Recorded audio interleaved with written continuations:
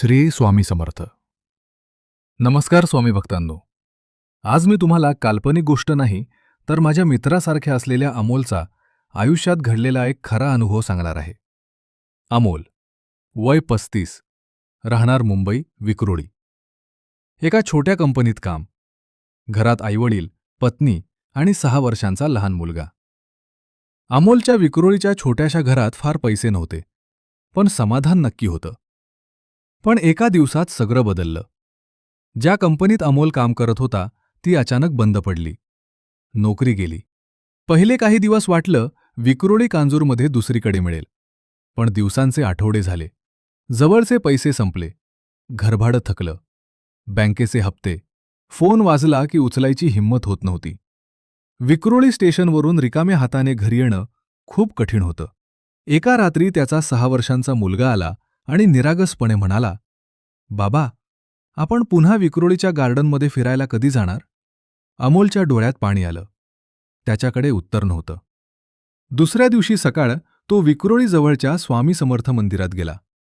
गर्दी नव्हती. तो नुसता शांत बसला होता. तेव्हा एक वृद्ध भक्त जवळ आले. त्यांनी काही चौकशी केली नाही. फक्त खांद्यावर हात ठेवून म्हणाले, "बाळा, संकट कायमचं नसतं. श्रद्धा सोडू नकोस." त्या एका वाक्याने अमोलला बळ मिळालं. त्या दिवसापासून त्याने नियम केला. रोज सकाळी 108 वेळा श्री स्वामी समर्थ नामस्मरण. प्रार्थना एकच, स्वामी, परिस्थिती बदलेल की नाही माहिती नाही, पण लढायची ताकद द्या. काही दिवसांनी एका मित्राने नोकरीबद्दल सांगितलं. अमोल मुलाखतीला गेला, पण पुन्हा नकार आला. मनात आलं, नशीबच खराब आहे का? पण लगेच मंदिरातले शब्द आठवले, श्रद्धा सोडू नकोस. त्याने प्रयत्न सोडले नाहीत. काही आठवड्यांनी पुन्हा एका ठिकाणाहून फोन आला. यावेळी मुलाखत चांगली झाली. त्याला नोकरी मिळाली. पगार आधीपेक्षा थोडा कमी होता, पण अमोलने तो आनंदाने स्वीकारला.